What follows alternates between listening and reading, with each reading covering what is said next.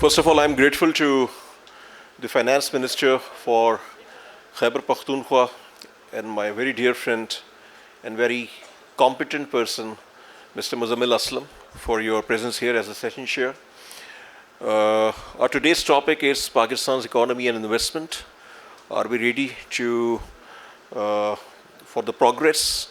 And there are two panelists with us, very senior analyst and another competent CEO, Mr. Fareed Alam, the CEO of AKD Securities, and Dr. Hassan Daud Bhatt, who is actually the senior advisor for China Energy Group, but he also served as the CEO of KPK Investment Board in the previous government. So the topic is all about business, economy, and investment. So in last almost 25 years, Pakistan attracted around $52 billion as the net FDI. This is from 1999 till today. And earlier, the number was from 1988 to 1999, $6 billion. So in total, we only attracted $58 billion in last 37 years. And if you are talking about last 25 years, our average FDI net inflow is around $2 billion per annum. So from 1999 to 2008, we attracted around $18.9 billion during the General Musharraf era. From 2008 to 2013, we attracted $9.8 billion during the PPP tenure. From 13 to 18, during PMLN tenure, we attracted $10.3 billion. And during the PTI government of 3.5 years, we attracted $7.8 billion. During the PDM-1 of Mr. Shehbaz Sharif, we attracted $1.55 billion. During the Senator Kakar's caretaker government of 5 months, we attracted $863 million. While in the last 1 year, we attracted around $2.2 billion. Our country's GDP size is around $411 billion. And as per the FDI formula globally, any country's minimum FDI should be around 3% of your GDP. So our FDI should be around $12 billion per annum, but we are continuously engaging around $2 billion. So this is the data by State Bank of Pakistan as far as the FDI is concerned. If you are comparing with the regional countries, so India attracted last year $49.47 billion, Indonesia attracted $47 billion,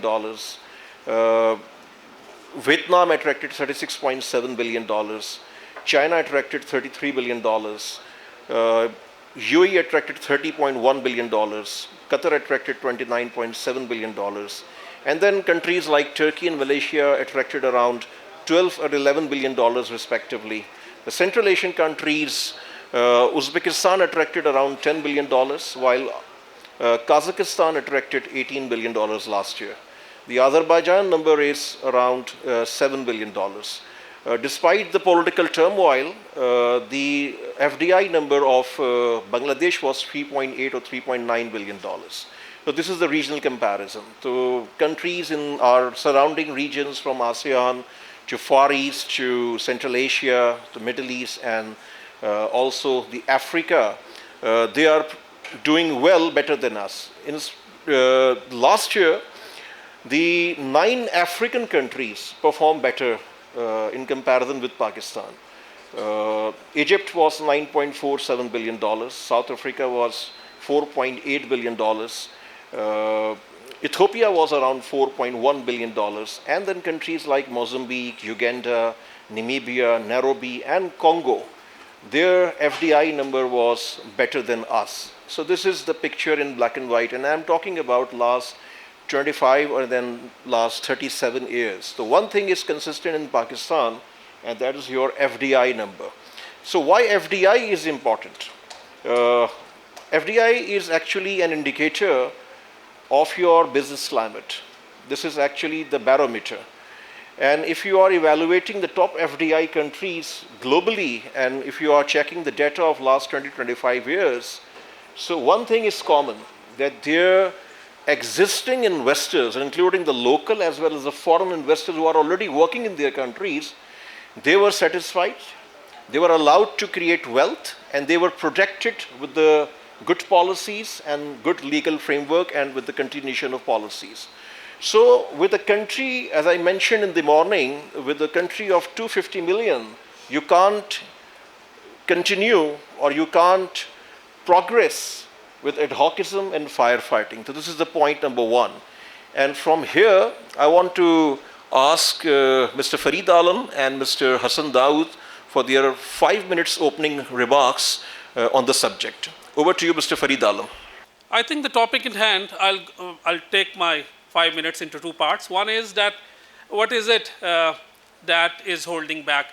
Asfar really gave us the FDI part, which is weaker part. So I'll try to cover the finer part and the weaker part both. But let me first go through a lot more youngsters were sitting when we were listening. Now they seems to have gone. So how many of us have gone through this and remember Newton's first law of motion, which is called law of inertia? So it used to say that a body at rest will remain at rest and a body in motion will continue its motion in a straight line unless acted upon by a external force. So that external force to me is Asfar Hassan and nutshell that they have brought in here so that people of Peshawar also rise to the occasion and do their bit in the progress of and the prosperity of the nation. Four things that I just want to check and touch upon. Why and when are we saying and how would we defend it in the next 10-15 minutes? What is it that is giving us a signal and early signs that Pakistan is on a turnaround stage? Most of the data that I'll share came to me and it was in May of 2025. He just mentioned that Pakistan in the month of May 2025 joined the League of Nations whose GDP has crossed 400 billion mark. So Pakistan's GDP did cross in the month of May. And then the per capita income of Pakistanis rose to 1824 US dollars, first time ever. One of my friends who is a data miner, he says that we look around and we go to countries where the energy cost is low. And because by Bitcoin mining and data mining, the most major component is energy. And so I was really following it up. Last year, K Electric did a tender and Burj Clean Mudarba, they won a contract from the K Electric to produce 200 megawatts at 3.1 cents per kilowatt hour. So I had been hearing this about कि जिस दुनिया में जिस मुल्क में बिजली सस्ती होती है डाटा माइनर्स वहाँ जाते हैं और वो कहता था कि 3 से 4 सेंट्स पर किलोवाट आवर उसमें बुर्ज क्लीन मुदारबे का जब मैं लिस्टिंग कर रहा था तो मुझे दिमाग में था and I was so pleasantly surprised कि इरिस्पेक्टिव ऑफ जो हो गया सो हो गया आज के दिन में पाकिस्तान में विंड और सोलर से बुर्ज ने विन किया कॉन्ट्रैक्ट और जिसने विन किया उसने कहा मैं इसमें भी कमाऊँगा यानी वो 8.9 रुपीज़ पर किलोवाट आवर बिजली बनाने के लिए तैयार था विच इज़ इंटरनेशनल स्टैंडर्ड। फिर ये हुआ कि जो हमारे यहाँ पावर सेक्टर के लॉसेस हैं वो आपने देखा कि हमने पावर सेक्टर के लॉसेस कम भी हुए। मैं एक छोटी सी प्रेजेंटेशन थी लेकिन मेरे ख्याल से पॉजिटिव ऑफ टाइम में हम शायद अवेलेबल तो है लेकिन हम आपको दे ना सकें। मैं आपको सिर्फ अगर उसमें से 2-3 स्लाइड्स दिखा सकूँगा लेकिन मेरे ख्याल से हमारे पास इतना टाइम नहीं होगा कि हम इसको आगे ले जा सकें। सुबह से हमने मैक्रो इकोनॉमिक स्टेबलाइजेशन की बात कर ली, स्ट्रक्चरल रिफॉर्म्स की बात कर ली, तो हमने बहुत सारी बातें तो की लेकिन हम जो पॉइंट्स आज सिर्फ 4 में करना चाहूँगा ये तो हो चुके हैं और ये मैंने इसलिए रख लिया कि यंगस्टर्स और मैं जब यंग था और वहाँ बैठ के सुना करता था अपने एल्डर्स को तो ये जो चीज़ें आपके पास रह जाती हैं और जो बिज़नेस पाकिस्तान बिज़नेस समिट आपको दे देगी वो आपको थोड़ा सोचने पे मजबूर करेगी कि व्हाट इज़ द नेक्स्ट वे, हमने आगे जाना कहाँ है। मेरा आखिरी पॉइंट बिकॉज मेरा टाइम इसके अंदर जो 5 मिनट्स वाला था ख़त्म हो रहा है। पावर सेक्टर के जो लॉसेस हैं वो 191 बिलियन से श्रिंक किए हैं। कैसे किए हैं कि वो उसमें बेटर रिकवरीज आई हैं और पाकिस्तान में लोअर T&D लॉसेस हुए हैं। सो जो चीज़ें पाकिस्तान को टर्न अराउंड की तरफ ले जा रही हैं उसमें बहुत सारे पॉइंट्स हैं. अगला मुझे चांस मिलेगा तो मैं बताऊंगा कि रिस्क क्या हैं उसके अंदर. Thank you Asfar. Thank you, Fareed, for your brief remarks. Over to you, Dr. Hassan Daud Bhatt. I think, sir, दो तीन चीज़ें हैं which are very important for us to understand. And these are at policy level, and then we will talk about certain things which are doing and happening around us. Some of them Fareed bhai would also be highlighting. एक तो ये असफ भाई that we should, हम कहते तो बहुत हैं, हमारी दोस्ती भी है, higher than mountain and sweeter than honey, लेकिन we do not want to learn. I wish कि इसके अंदर एक स्लोगन ये भी होता कि कहीं लर्निंग वाला, and Atif is here who's been drum beating about China and learning from China, but learning from there. और उस लिहाज से जो बहुत ज़रूरी एस्पेक्ट ये है, and what China did was, and now Vietnam and Laos are doing, is to focus only on the competitive sectors and then enable that sector through better policy and ease of doing business. मैं आपको यकीन दिलाता हूँ, आप तमाम को irrespective of the age, कि आपके मुल्क में जो इन्वेस्टर आता है उसको पता है कि आपके पास कितना सॉल्ट है, कितना पानी है, कितनी बिजली है, उसकी कीमत क्या है और वो कितनी अवेलेबल है. What they are expecting from each one of you, and that's the thing that we are failing in actually, is a continuity of policy. And sitting in Peshawar, I can speak hours on this, but continuity of policy. Then transparency in data. यहाँ पर मैं बहुत सारे ऐसे centres को जानता हूँ, geological surveys जिन्होंने किए हुए हैं, जोग्राफी में काम कर रहे हैं, they claim make toll claims, और वहाँ पे जो कंसल्टेंट्स हैं उनके पास डेटा अवेलेबल है, लेकिन वो डेटा पब्लिक के लिए या फॉर इन्वेस्टर्स उस तरह अवेलेबल नहीं होता unless you give lot of money. And then so first of all continuity policy, political stability, data transparency, and last but not the least is the ease of doing business. और ये rhetoric वाला ease of doing business नहीं चलेगा, आपको true sense में ease of doing business चलेगा. और मैं आपको एक एग्जांपल देता हूँ. मुजम्मिल भाई आपकी इजाज़त से थोड़ा सा ज़रा, आज यहाँ पे सुबह से बिज़नेस पे डिस्कशन हो रही है. आप यहाँ पे मुझे बता दें कि बोर्ड ऑफ इन्वेस्टमेंट में से कितने लोग बैठे हैं टू लिसन कि क्या प्रॉमिस है. एक आपको नज़र नहीं आएगा. आपके गवर्नमेंट के कितने लोग हैं, मुजम्मिल भाई पता भी है कि मिनिस्टर साहब खिताब करने आ रहे, फिर भी नहीं आए, एक शब्द KPIs में गायब. So this is the kind of interest. और इस चैलेंज के अंदर हमने नेविगेट करना है. Investor will continue to invest. Numan साहब, Boral sir, I think lot of great invest, वरना वो, and I will take last 2 minutes focusing on Peshawar then. So at the national level I think ये one size fit all policy नहीं चलेगी. The government is working, there is a whole of government approach coming through SIFC, which is very encouraging for the investor. But all we have to do is कि हमने rhetoric से ज़्यादा बिल्कुल actionable ease of doing business provide करना. Last 2 points on Peshawar and KP. I think, and Asim is here, or I think the best NIC nationally I've seen it in Peshawar because I worked with them. वो investors को बुलाते हैं. I know Usman Ghani is sitting here. One of the best incubation center in Peshawar, in KP, is in IIM Sciences, and it's a public university. So what I'm saying, लेकिन actually हो क्या रहा है कि यहाँ के जो entrepreneurs हैं वो यहाँ से उठ के पंजाब में, सिंध में जाके इन्वेस्टमेंट कर रहे हैं. यहाँ पर enabling environment नहीं है, and that is exacerbated by the security issues, and not the security issues, the narrative of security. इस नैरेटिव को KP ने चेंज करना है. अभी मिनिस्टर साहब and the team has come from Beijing, China से अभी रोड शो करके आए. उसके बाद कितनी मीटिंग्स हुई हैं ये चेक करने के लिए कि वहाँ पे जो MOU साइन हुए हैं उनमें क्या एक्शन करना है या क्या इनेबलिंग एनवायरनमेंट करना है. So last point is on and staying in KP, यहाँ पर बहुत अच्छी ह्यूमन रिसोर्स अवेलेबल है, specially the women. Because I have been teaching here for last 3 years, in 3 years when I was working in the government here. Problem सिर्फ ये है कि उनको nurture करने की चांस नहीं मिलता, and that is the actual problem with. और मैं एक last example, I have been listening to data centers and everything around. I am working on data center इन पाकिस्तान. जब कोविड केपी के अंदर आया तो आईएम साइंसेज में मैं पढ़ा रहा था, while I was the head of board of investment. तो अनाउंस हुआ कि जी तमाम क्लासेस ऑनलाइन होंगी. यहाँ से 8 किलोमीटर आप आगे चले जाएं, क्रॉस बाड़ा, वहाँ पे इंटरनेट ख़त्म हो जाता है. तो फिर क्या आपने रेजिलियंस क्रिएट करनी. So I just want to request one thing Asfar भाई, is that instead of highlighting the resilience past of Pakistan and KP, I think we should talk more about the promising future of this province and our country and create the right kind of institutions which can do the hand holding of the youngsters, of the investors.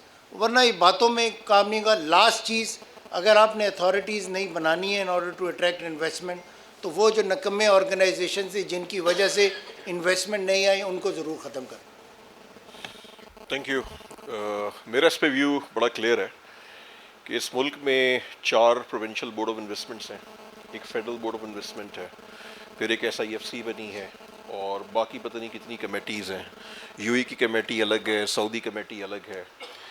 हम सब different directions में काम कर रहे हैं, objective सबका एक है. तो बोर्ड ऑफ इन्वेस्टमेंट में 300 लोग हैं, बाकी जगहों पे 150 लोग हैं, SIFC में भी 150 लोग हो गए हैं. आपकी एक कंट्री स्ट्रैटेजी नहीं है, दुनिया में ऐसा नहीं होता. तो सबसे पहले तो अपनी स्ट्रैटेजी को सही करें, और ढोल पीटने से काम नहीं बनेगा. इस साल की जो FDI है वो $1.83 बिलियन है, और ये मैं नहीं कह रहा, ये स्टेट बैंक ऑफ पाकिस्तान कहता है, ये उसका डाटा कहता है.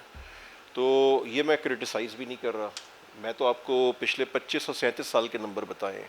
तो मेरा वो ये होता है कि आप पिक्चर को ब्लैक एंड वाइट में देखें, जैसे मैंने सुबह में कहा, एक बैलेंस शीट देखें और अपनी चीज़ों को देखते हुए स्ट्रैटेजी बनाएं. तो इसको थोड़ा सेशन को हम चेंज ये करेंगे कि मैं मुजम्मिल से रिक्वेस्ट करूँगा कि वो अपने व्यूज़ शेयर करें, और उसके बाद मैं चाहूँगा थोड़ा सा हम इंटरैक्टिव डिस्कशन करें. इस वक्त वो सुबह की तरह 700 लोग यहाँ पे नहीं हैं, लेकिन जो लोग हैं आई थिंक इनका बड़ा इंटरेस्ट है इकॉनमी पे, एंड आई रियली वांट कि हम एक इंटरैक्टिव सिलसिला करें जिसमें फिर फरीद और हसन भी अपनी बात करें. तो ओवर टू यू मुजम्मिल, आप अपना व्यू शेयर करें. बहुत बहुत शुक्रिया असफर का. ये आए थे ICAP की लास्ट 2 वीक्स पहले मेरे ख्याल से कॉन्फ्रेंस थी. सच अ शॉर्ट नोटिस इन्होंने ये इसको किया, और एक नेशनल लेवल की इन्होंने डायलॉग क्रिएट की, और वी आर लकी कि अब पेशावर में इवेंट्स होना शुरू हो गए.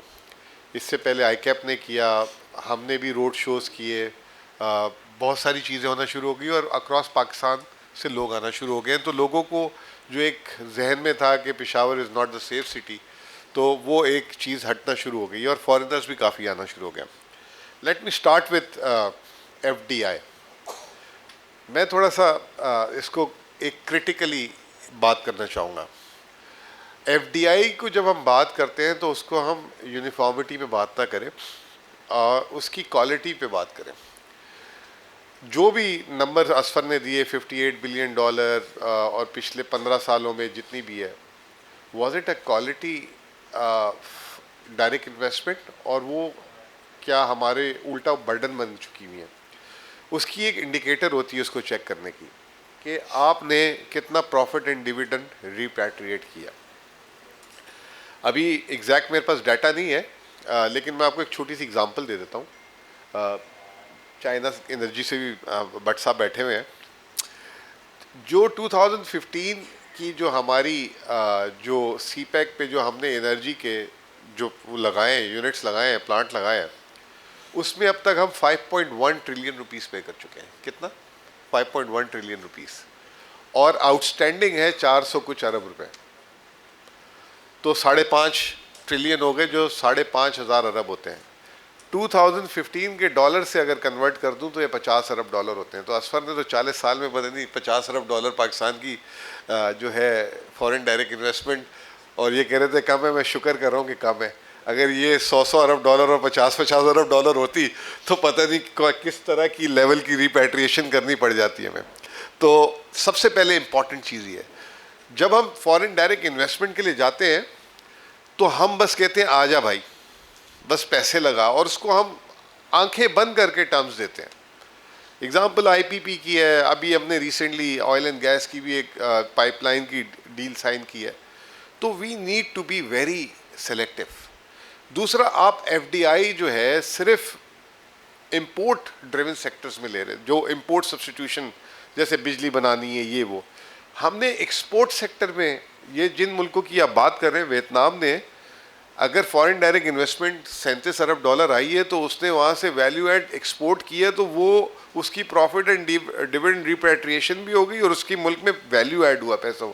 यहाँ पे हम ब्लीड करते गए। हमने छोटी छोटी फॉरेन डायरेक्ट इन्वेस्टमेंट के पीछे बड़े स्ट्रॉन्ग और हार्श, जिसे कहते हैं, एग्रीमेंट्स कर लिए, जिसकी अभी तक हम सजाएं भुगत रहे हैं। चाहे कोई भी चीज़ हो, चाहे हमने एलएनजी कतर से इंपोर्ट की है, वो तो खैर ट्रेड एग्रीमेंट था, ये वाली थी 1994 की पावर पॉलिसी थी, 2002 की पावर पॉलिसी थी। तो वो जो अभी किसी ने बात की थी लर्न वाली, के बीच में एक लर्न वाला जो है कॉन्सेप्ट अभी तक मिसिंग है। और आई एम स्टिल, मतलब मैं आपको अभी, क्योंकि अब तो मैं स्टेट का पार्ट भी बन चुका हूँ, अभी भी हम सीखे नहीं हैं। अभी भी हम ये जो एमओयू के कब्रिस्तान बिछाए जा रहे हैं, जा जाके ऐसे ऐसे टर्म्स ऑफर कर रहे हैं। इवन हमने कहा कि और कुछ नहीं तो सोलर पे आ जाए। दूसरी बात ये कि फॉरेन डायरेक्ट इन्वेस्टमेंट दो तरीके से आएगी ना। एक आपके पास आनी चाहिए जो ग्रीन इन्वेस्टमेंट कहते हैं, जो ब्रांड न्यू इन्वेस्टमेंट, और एक ब्राउन फील्ड इन्वेस्टमेंट होती है। अब ब्राउन फील्ड, मेरे भाई लेफ्ट में बैठे हुए फरीद भाई, मैं और ये पिछले हम एक दूसरे को 25 साल से जानते हैं। स्टॉक एक्सचेंज आज 1,68,000 हुई है, आज भी 2,500 पॉइंट बढ़ी है माशाल्लाह। लेकिन सिर्फ जनवरी से अभी तक का बता रहा हूँ, $248 मिलियन का फॉरेन पोर्टफोलियो इन्वेस्टमेंट का आउटफ्लो है। क्या है? आउटफ्लो है। और जब से रैली चली है 3 साल से, मोर देन $1 बिलियन का आउटफ्लो हो चुका है। ठीक है ना? तो क्यों फॉरेन इन्वेस्टमेंट्स पाकिस्तान से निकल भी रही है, डिविडेंड एंड रिपैट्रिएशन के भी मसले हैं, ये तमाम चीज़ें। तो सबसे पहले हमें इम्पॉर्टेंट चीज़ है, हमें देखनी चाहिए कि क्वालिटी ऑफ इन्वेस्टमेंट कहाँ है। दूसरा, हमारे पास क्या एसेट क्लास है देने के लिए ब्राउन फील्ड में। खास तौर पे हम कहते हैं आ जाए ये खरीद ले, हमारे पास एसेट क्लास ही नहीं है, हमने एसेट क्लास क्रिएट ही नहीं की। सिर्फ एग्जांपल देता हूँ आपको, 2022 से लेकर 2025 तक हमारा जो डेट है वो 43,000 बिलियन से 80,000 अरब पे आ गया।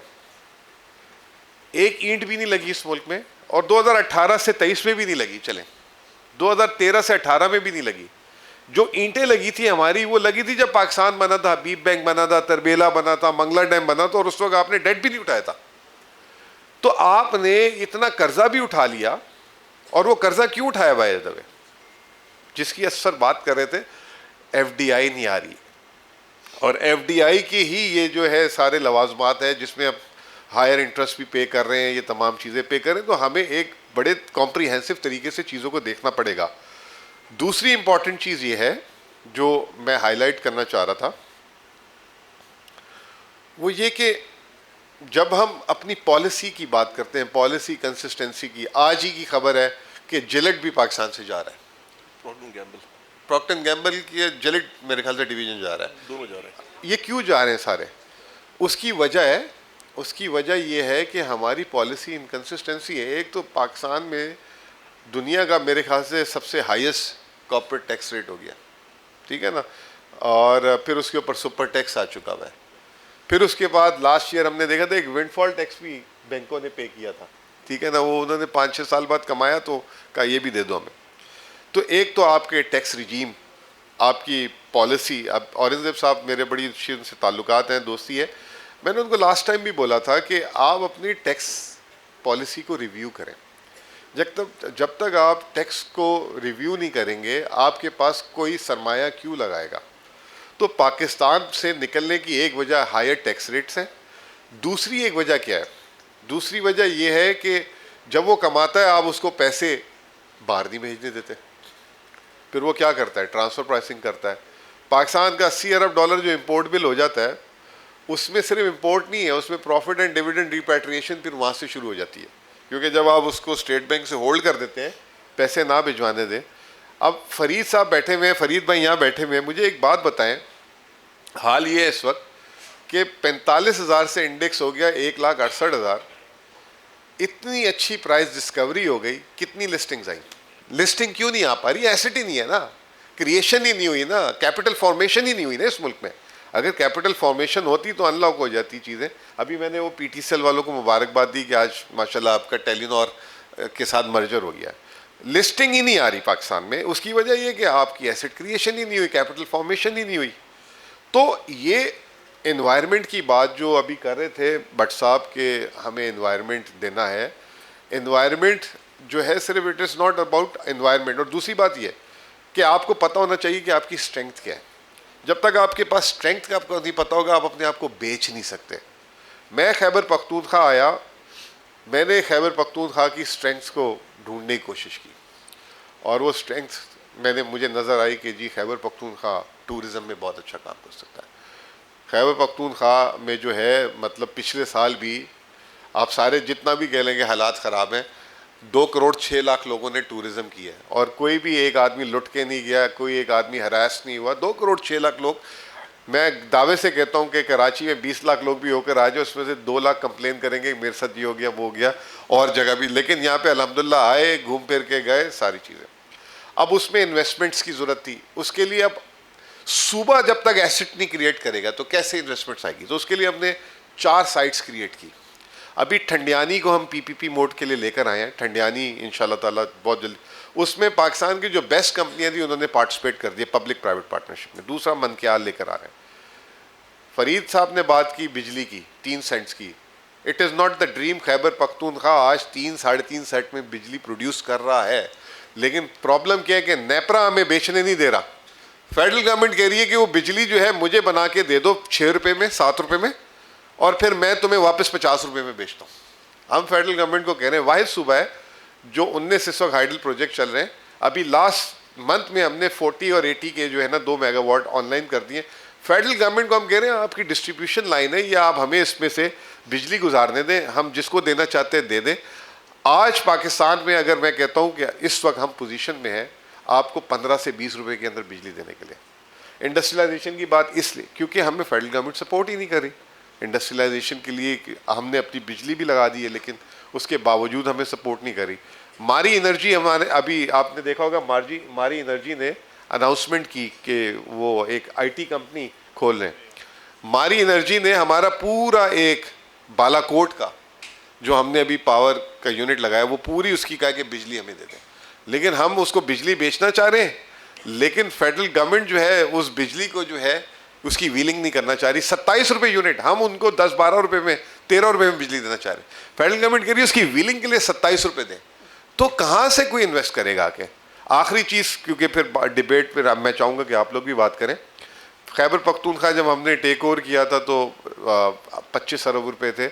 आज इसी हमने खैबर पख्तूनख्वा में 1.5 साल में 300 बिलियन रुपीस, 25 से 300 अरब रुपए में ले गए। मोर देन $1 बिलियन का इम्पैक्ट क्रिएट किया इसी इन्वायरमेंट में, और अब उस पैसे को हमने प्रिजर्व करके अपनी डेट रिटायरमेंट फंड में डाल दिया, जिसकी वजह से more than 30% of the KP debt के बराबर हमने पैसे जमा कर लिए। तो मेरा बिलीव ये है कि पाकिस्तान के हल जो हैं पाकिस्तान के अंदर ही हैं। हमें सिर्फ अपनी पॉलिसी सेट को सही करना है, अपने आप को जो है थोड़ा सा बेहतर करना है और सेल्फ को निकाल के बात करनी है। और पाकिस्तान के कर्जे भी उतर सकते हैं, FDIs भी आ सकती हैं, सारी चीज़ें आ सकती हैं। फरीद साहब से मैं एक सवाल पूछूंगा ताकि इसके जवाब दें। जब मैं स्टॉक एक्सचेंज में था और जब हम KSB मैरिलेज में काम करते थे, वो पाकिस्तान का बेस्ट 2003 से 2008 का पार्ट था, जिसमें हम बाहर से जाके हमने GDRs भी कराए थे, फॉरेन ये पोर्टफोलियो इन्वेस्टमेंट्स भी लाए थे। इतनी अच्छी मार्केट होने के बावजूद ये लोग रोड शोज क्यों नहीं कर रहे, बाहर क्यों नहीं जा रहे, वरना हर वक्त एक ब्रोकरेज हाउस होता था, US में कोई रोड शो कर रहा होता था। पर्सनली मैंने मोर देन जो है ना 2 डज़न रोड शोज किए हैं, हांगकॉन्ग, सिंगापुर, लंदन, हर वक्त दुबई में, आखिरी में EFG में तो आप भी आए थे। अभी ये क्यों मिसिंग है? ब्रोकर्स क्या पैसे बना रहे, वो खर्च क्यों नहीं कर रहे, अपनी जो है रिसर्च को क्यों नहीं वो कर रहे, और पाकिस्तान को जाके पाकिस्तान के केस को क्यों नहीं प्रेजेंट कर रहे बाहर जाके। और औरंगजेब साहब को भी ये चाहिए करें। हमने KP में अभी फर्स्ट टाइम हम सारे पूरे पाकिस्तान में फिरे और पाकिस्तान स्टॉक एक्सचेंज में भी जाके हमने अपनी एनर्जी पोर्टफोलियो को जाके प्रेजेंट किया, और अब हमने कहा कि हम फ्यूचर में लिस्टिंग भी करेंगे। तो ये थोड़ा सा ओवरऑल मेरी जो थी बात थी मैं करना चाह रहा था। Thank you. तो ये ओपनिंग रिमार्क्स आ गए। मैं आप सबसे रिक्वेस्ट करूंगा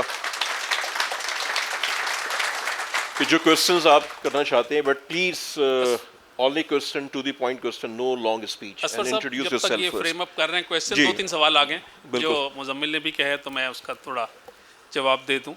ये बिल्कुल सही बात की उन्होंने कि जो हमारे यहाँ बहुत सारे लोग आइसोलेशन में काम अच्छा कर रहे हैं, including the people representing the capital markets of the country, लेकिन जो कोहेसिवनेस होनी चाहिए, और ये वाली बिल्कुल पॉइंट है। मैं जब भी अपने आप को देखता हूँ, इनसाइड देखता हूँ, तो हम लोगों ने ये जो 40,000 से 1,68,000 में होना तो ये चाहिए था कि लाइन लगी होनी चाहिए थी यहाँ IPOs की, क्योंकि वैल्यूएशन अच्छी मिल रही है। अब आप देखें ना, एक हमारा क्लाइंट आप हमारे सामने ही बैठा हुआ है, यंगस्टर, ये 2000 हमने 21 में FF स्टील का IPO अभी बैंक और AKD सिक्योरिटीज़ और एक दो ने और मिलके किया, बट उनको चाहिए था, इनको ख्वाहिश थी और हर एक को होती है स्पॉन्सर को, कि मैं जब डेब्यू करूं तो मैं हनीफ मोहम्मद की तरह सेंचुरी करूं। Although listing is a dynamic process, लेकिन इनको है कि वैल्यूएशन हमें ऐसी मिले कि बस किसी और को ऐसी मिली ना हो। And they are discipline people, मिलनी चाहिए, इंशाल्लाह मिलेगी। और ये KP का और पेशावर का एक इंशाल्लाह शानदार IPO होगा, but till such time it is happening. जो आपका दूसरा सवाल है ना, हमारे इंटरनेशनल फंड मैनेजर्स हमसे कहते हैं आपकी जो कंपनी है लिस्टेड, वो है कमोडिटी बिजनेस के अंदर, OGDCL, PPL, माड़ी वगैरह में इन्वेस्टमेंट के लिए गौरों को कोई इंटरेस्ट नहीं है। वो कहते हैं कमोडिटी बिजनेस में हम अपने मुल्कों में भी इन्वेस्टमेंट कर सकते हैं, आप लाएं इंडिजीनियस, यहाँ आपके पाकिस्तान में कोई ऐसी सना सफ़ीना टाइप लेके आएँ चीज़ें, ये ऐसी चीज़ें लाएं जो आपको कंज्यूमरिज्म या उसको हम उस पर हम बैट लेना चाहते हैं, तो वो हम मिस कर रहे हैं। दूसरे एक बात इन्होंने ऐसी की जो मुझे आज अच्छा मौका है मैं कह दूँ, ये बिजली वाली बात सही है, मुझे एहसास है इस बातों का, और ज़ाहिर है एज अ पाकिस्तानी हम तो पूरे पाकिस्तानी की बात सोचते हैं और समझते हैं और समझनी चाहिए। लेकिन ये जो 18th अमेंडमेंट में जो बहुत सारा फेडरल का हिस्सा प्रोविंसेस के पास चला जाता है, और रेवेन्यू तो शेयर हो गया, लेकिन मुझे लगता है कि कॉस्ट शेयर होना रह गई थी, वो अब IMF के या किसी थर्ड पार्टी के कहने पे शायद हो जाए। लेकिन अगर 14-15 ट्रिलियन में से FBR में से 9 ट्रिलियन चला जाए प्रोविंसेस के पास, तो फेडरल गवर्नमेंट के पास तो इतना भी नहीं बचता कि वो वेज वापस करे, डेट वापस करे, या डिफेंस के ऊपर जो 2.4 ट्रिलियन का खर्चा है वो कैसे करे। जो आप बात कर रहे थे ना, वो जो ईडियम था वो था कि वी शुड, वो जो लर्निंग वाला, कि we should live and learn, but by the time we have learned it is too late to live. तो ये जो किसी ने बहुत बड़ा कोट की हुई है, और हम लोग हमेशा ज़ीरो से स्टार्ट कर देते हैं, दोबारा टर्न अराउंड के करीब आते हैं और फिर रुक जाते हैं।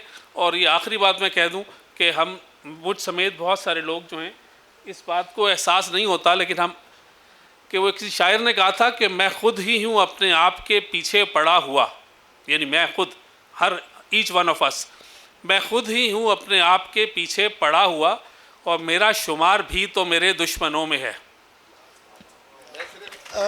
एक चीज़ का जवाब दे दूं, ये बड़ा, मैं भी जब कराची में था तो हम भी यही कहते थे कि सारी रिसोर्सेज सूबों के पास जा रही है। सूबों से शिकायत ये करें कि सूबों ने अपनी ओन सोर्स रेवेन्यू कितना बढ़ाया, ठीक है, लेकिन मैं आपको एक छोटी सी, एक सिर्फ 30 सेकंड में समझा देता हूँ कि ये सिर्फ जो है ना, वो कहते हैं ना टोपी डालने वाली बात है।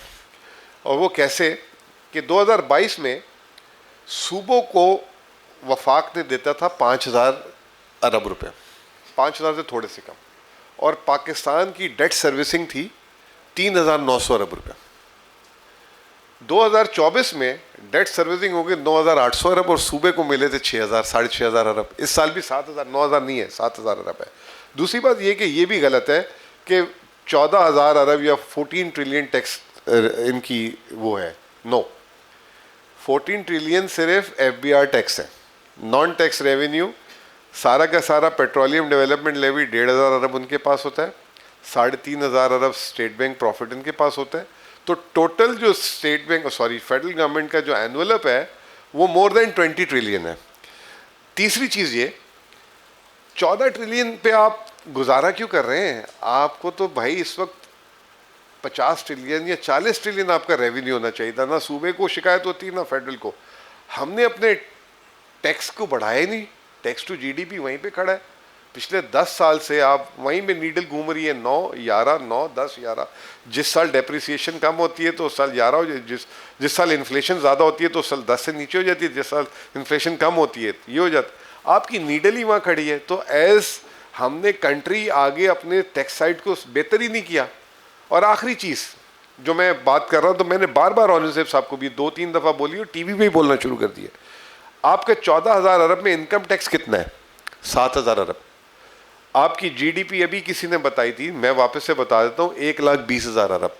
तो अगर 7,000 डिवाइडेड बाई 1,20,000 करें तो पूरे मुल्क में हर शख्स जो कमा रहा है वो अगर 6-6.5% टैक्स दे दे तो 7,000 अरब का टारगेट अचीव हो जाता है। लेकिन इस मुल्क में ज़ीरो टैक्स भी है, 5% भी है, 15% भी है जो सूद पे मिलता है, फिर 30% भी है, फिर एक 35% का रेट भी है, एक 45% का भी रेट है। अगर आप नेट टैक्स रेट में तो 6-6.5 पे कह रहा हूँ, आप 7,000 अरब जमा कर लेंगे। आप 15% या 20% आज एक दफ़ा कर लें, आप देखें कि ये जो जीडीपी आपकी 1.25 अरब पे नहीं रहेगी। ये भी क्योंकि अंडर रिपोर्टेड है। फरीद भाई ने कहा कि 400 बिलियन डॉलर क्लब में आ चुके हैं, ये तो हम 15 साल पहले के आ चुके हुए हैं। रिपोर्टेड 400 बिलियन अभी हुई है, वो तो अनडॉक्यूमेंट इकॉनमी, अनडॉक्यूमेंटेड को आप ऐड कर लें तो आप पता नहीं 600-650 अरब डॉलर पे खड़े हुए हैं। तो पॉइंट ये है, ये हमने अभी खैबर पख्तूनख्वा में किया और सब ने किया, बल्कि रेस्टोरेंट्स में हमने क्रेडिट कार्ड पे कहा है कि आप 15% की जगह 6% आप टैक्स दे दें।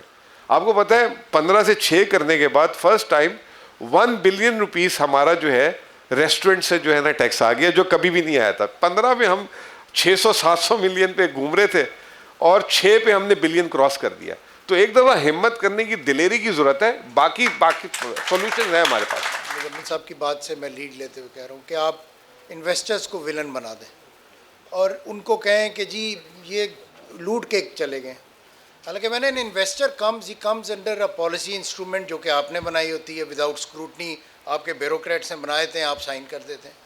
Then projects that you take, आप उसकी टूरिज़म जोन की बात कर रहे हैं। पिछले 6 साल से तो मैं ये टूरिज़म जोन से कह रहा हूँ। मैं उस वक्त से कह रहा हूँ कि इसके अगेंस्ट पॉलिसी इंस्ट्रूमेंट नहीं ठीक। जब आप पब्लिक प्राइवेट पार्टनरशिप पे जाते हैं तो आपका एक ब्यूरोक्रेट खड़ा हो कहता है कि गलत है, क्योंकि आपके टूरिज़म नोट के अंदर एक आदमी होता है जिसने पब्लिक प्राइवेट पार्टनरशिप को देखना है, वो कहता है नहीं मैं अपनी पेंशन नैब के हवाले नहीं करना चाहता। So you need to stop blaming investor. वो आपके मुल्क में आते हैं, नई टेक्नोलॉजी लाते हैं। आप में से कितने सूखी किनारी में इन्वेस्टमेंट कर सकते हैं? आप में से कितने जाके बालाकोट के अंदर या उधर जाके प्रोजेक्ट्स बना सकते हैं? So what I want to just request here from all of us and specially the leadership है कि उनको विलन करने से आपके अपनी पॉलिसी आर्टिकुलेशन को इम्प्रूव करें। ये बात बिल्कुल दुरुस्त है, खुदा ने हमें बेइंतहा सलाहियत दी हुई है पॉलिसी बनाने में, लेकिन उसकी इम्प्लीमेंटेशन के वक्त खुदा ने वो सलाहियत हमसे ले ली थी। तो उसको ज़रा इम्प्रूव करने की कोशिश करें। अपनी पब्लिक प्राइवेट पार्टनरशिप को, अगर FWO के साथ ही पब्लिक प्राइवेट पार्टनरशिप करनी है तो this is a state owned enterprise going with you. And मैं एक हाईवे का एग्जांपल आपको दे रहा हूँ। आपके पास रशकई का पब्लिक प्राइवेट पार्टनरशिप का एग्जांपल है। दूसरे सूबों ने आपसे सीखा, पंजाब ने आपसे सीखा, Sindh of course is doing well in public private partnership and they are attracting investment. So ये मेरी गुजारिश है कि इन्वेस्टर्स को विलेन ना बनाएं, अपनी पॉलिसी आर्टिकुलेशन को इम्प्रूव करें ताकि और इन्वेस्टर्स आएँ जॉइंट वेंचर्स के लिए। अपने यहाँ KP के अंदर बिजनेस लीडर्स जो हैं उनको प्रमोट करें, उनकी कैपेसिटी बिल्डिंग करें और उनको इतना हौसला दें कि वो आपके सेक्रेटेरिएट में जाके अपनी बात कर सकें। जी, the floor is open for question answer, but please brief. Muzammil साहब, आपको सामने देख के खुशी हुई। मेरा नाम मोहम्मद इरफान है, PhD इकनॉमिक्स हूँ, असिस्टेंट प्रोफेसर हूँ सरहद यूनिवर्सिटी पेशावर में। चूँकि मैं इकनॉमिक्स पढ़ा रहा हूँ तो इस लिहाज से मैं इकनॉमिक्स का स्टूडेंट भी हूँ। तो अब आप जब सामने हैं तो FDI पे आपकी बातों की मैं अगर कंक्लूड करूँ तो FDI, टैक्स, पॉलिसी कंसिस्टेंसी, इसके ऊपर आपने ज़्यादा तवज्जो दी अपनी बात में। अब ये तो आपने एक जगह पे फरमाया कि टूरिज़म के हवाले से वे आउट आपने बता दिया, लेकिन FDI जो एक सस्टेंड FDI होनी चाहिए पाकिस्तान में, टैक्स बेस बढ़ाना चाहिए और टैक्स के अंदर जितने प्रॉब्लम्स हैं, FDI के अंदर जितने प्रॉब्लम्स हैं, और पॉलिसीज़ कंसिस्टेंसी या डिसकंटिन्यूटी के हवाले से जो आपने बताया, प्रॉब्लम्स तो बताए गए, लेकिन बीइंग मिनिस्टर अगर इसके हमें ये थोड़ा जानने का मौका मिल जाए कि वे आउट क्या है, रीसेंट स्ट्रेटजीज़ और गवर्नमेंट की पॉलिसीज़ क्या है कि इन चीज़ों से कैसे निकला जाए, क्या प्लान्स हैं, हो चुकी हैं या होने वाली हैं, अगर नेट शेल में बता दिया जाए अगर आप मुनासिब समझते हैं तो। एक बात सर। दूसरी बात ये कि पॉलिसी कंसिस्टेंसी अपनी जगह इम्पॉर्टेंट है, लेकिन पॉलिसी इफ़ेक्टिवनेस के ऊपर भी मेरा ख्याल है फोकस होना चाहिए। अगर हम थोड़ा सा पहले और बाद में पॉलिसी की इफ़ेक्टिवनेस को चेक करें तो हमें ये भी पता लग जाएगा कि इनर्शिया इफेक्ट, जो इनर्शिया जो होता है, जो लैग इफेक्ट होता है, नॉर्मली इकोनॉमिस्ट्स यूज़ करते हैं, तो उसके अंदर हमें पिछले साल का जो इफेक्ट मिल रहा होता है करंट ईयर में, वो ज़्यादा हाईलाइटेड होता है। तो अगर हम पॉलिसी की इफ़ेक्टिवनेस के ऊपर ज़्यादा तवज्जो दें तो हमें पिछले की सारे प्रॉब्लम्स हाईलाइट होंगे और आगे के लिए देखा जाएगा। जैसे फॉर एग्जांपल फिस्कल और monetary policy. Be brief, please. Yes please, few seconds.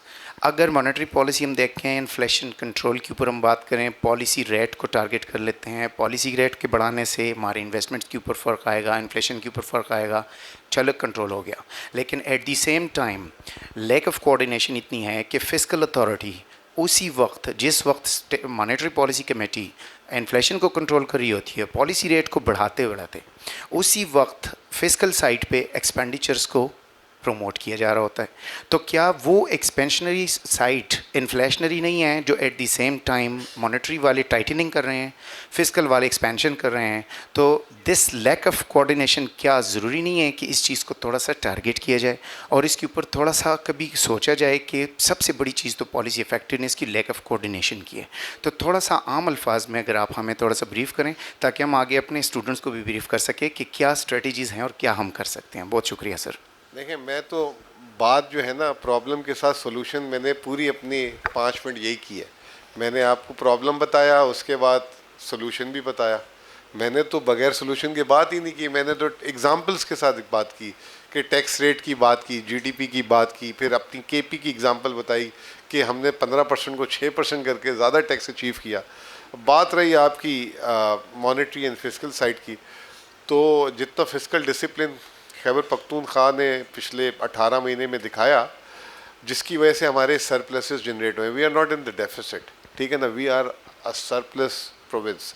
और ये सरप्लस हमने किसी चीज़ को कट करके नहीं किया, डेवलपमेंट एक्सपेंडिचर को ऑल टाइम हाई लेके। मैंने सिर्फ ये कहा, मैं जो मैंने सोल्यूशन में भी बात की कि हमें अपनी स्ट्रेंथ्स को देखना है। आया मुझे बड़ा अच्छा लगा, कल वो नेगेटिव चल रही थी टीवी पे खबर कि गुल अहमद ने अपना एक्सपोर्ट यूनिट बेडवेयर का बंद कर दिया। खबर थी ना, उन्होंने इसलिए बंद किया कि पूरी कंपनी प्रॉफिट कमा रही थी, वो एक डिवीजन कंटिन्यूसली लॉस कर रहा था, उसकी मोहब्बत में उसको चला रहे थे। बरतानिया पूरा अमेरिका, बरतानिया मैनचेस्टर जो है, सुना है वो एक टेक्सटाइल सिटी हुआ करती थी। आज वो जो है वो काम अपना जो है पाकिस्तान में कपड़े बनवा रही है, बांग्लादेश से बनवा रही है, दुनिया जहाँ से बनवा रही है वो, लेकिन उन्होंने अपने पास रिटेल आर्म रखी हुई है, कॉन्सेप्ट एंड डिज़ाइन रखी है। तो हमें अपने जो जिसे कहते हैं कि हमारी स्ट्रेंथ क्या है, इसीलिए मैंने क्या बात की केपी में, मैंने तो नहीं बात की कि हम यहाँ पे एग्रीकल्चर में बूम ला सकते हैं। एग्रीकल्चर में बूम आ सकता है केपी में, लेकिन उस वक्त आ सकता है जब आपका लिफ्ट कैनाल बनेगा जहाँ पे आपका लैंड है, ठीक है ना, ठीक है ना। तो हमारा जो एडवांटेज क्या था, 4 एडवांटेजेस थे, मैंने गिनवा दिया आपको। एक फॉरेस्ट है हमारा एडवांटेज, एक हमारी ट्रेड है, कॉरिडोर जो हम है उसको यूज़ कर सकते हैं। शुक्र है अंगूर अड्डा भी खुल गया कल परसों, मैंने सुना है। फिर आपके पास जो है आपकी पावर सस्ती, आप प्रोड्यूस करते हैं। फिर आपका टूरिज़्म है, ये इसके अंदर आप खेलेंगे तो मतलब आप स्विट्ज़रलैंड घड़ियाँ और चॉकलेट बना के पता नहीं कहाँ से कहाँ निकल गया। हम कहते हैं हमने हर काम करना है, आप हर काम नहीं कर सकते। इसी तरीके से पंजाब को भी सोचना पड़ेगा कि वो क्या कर सकता है। आया पंजाब को हर चीज़ करनी चाहिए या सिर्फ फोकस एग्रीकल्चर पे करना चाहिए या किस पे करना चाहिए?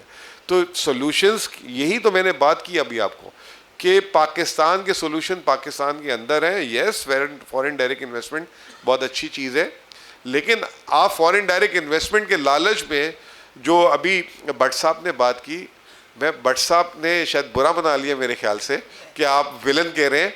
मैं विलन उनको नहीं कह रहा, मैं ये कह रहा हूँ कि हम डायरेक्ट इन्वेस्टमेंट के चक्कर में आंखें बंद करके उस वक्त हर चीज़ लिख के दे देते हैं, ये भी ले लें, ये भी ले लें, ये भी ले लें। तो वो उसका कसूर नहीं है, उसको तो जो देंगे प्लेट में तो वो तो अपॉर्चुनिटी कैच करेगा। कसूर पॉलिसी वालों का है, पॉलिसी बनाने वालों का है। तो मेरा अपना ख्याल ये है कि पाकिस्तान अभी भी नहीं सीख रहा। मैं अभी भी आपको, मैं नहीं चाहता कि, क्योंकि फिर वो ऐसा लगेगा पॉलिटिकल होगी, लेकिन हम नहीं सीख रहे, बहुत सारी गलतियां हर रोज़ कर रहे हैं, हर रोज़ गलतियां कर रहे हैं। और मैं डिसएग्री करता हूं कि हम जो है टूवर्ड्स इम्प्रूवमेंट जा रहे हैं। अगर इम्प्रूवमेंट जा रहे होते तो ये एग्जिट नहीं ले रहे होते लोग इन्वेस्टमेंट से। तो लेकिन बात यह है कि अच्छी बात है कि हमने स्टेट बैंक को देखा कि वो अपने स्टांस पे खड़ा रहा। हमने देखा कि फिस्कल साइड पे मैं औरंगजेब साहब जो हैं वो भी जो है वो अपने स्टांस पे खड़े हुए हैं। तो अभी जो 1.5-2 साल 3 साल में हम एक डिसिप्लिन दिखा रहे हैं चीज़ों में, लेकिन इसको हमें कंसिस्टेंट होना पड़ेगा। भाई ये बात है इसमें सारी। इसमें एक एग्जांपल मैं डॉलर्स की ज़रूर दूंगा। हमने बात की एक्सपोर्ट लेट एफडीआई की, तो डॉलर्स जो है इनके सीईओ उमर एहसन खान बैठे हैं, इसको टर्किश ग्रुप ने एक्वायर किया। कोई 8-9 साल हो गए आपको, और जिस वक्त इन्होंने एक्वायर किया तो कोई इनके 2 लोग थे रिसर्च डिपार्टमेंट में, आज इनके कोई 100+ लोग हैं। ये एक्सपोर्ट शुरू कर दिया है। तो we need investment like dollars and many other companies. Any other question here? मेरा नाम शाह शुजा नदीम है and I am associated with the banking sector for the last almost 2 decades, 16 years, जिसमें मेरे पास इस्लामिक फाइनेंस और 6-8 डिपार्टमेंट्स और मैं देख रहा था विद फैसल बैंक। तो सवाल मेरा ये था, क्योंकि स्ट्रेंथ्स और ये चीज़ें इनके ऊपर बात होती है और अब बिल्कुल होना भी यही चाहिए। आपने फरमाया कि स्ट्रेंथ हम लोग की केपी की, जिस तरह मिसाल अब हर किसी को ये पता है कि सोलर से प्रोड्यूस होती है एनर्जी, हम लोगों की बहुत सस्ती पड़ रही है। उसमें एक अब चलते चलते आपने जिक्र किया कि फेडरल जो है मतलब दैट डोंट अलाउ अस कि हम अपने पास मतलब लाइंस बिछा सकें, उसकी वो कर सकें।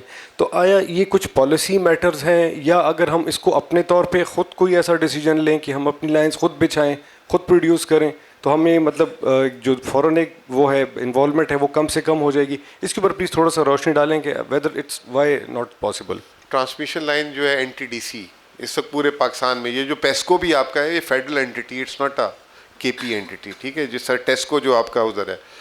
अब आप बैठे प्लीज़, आराम से बैठे, ठीक है।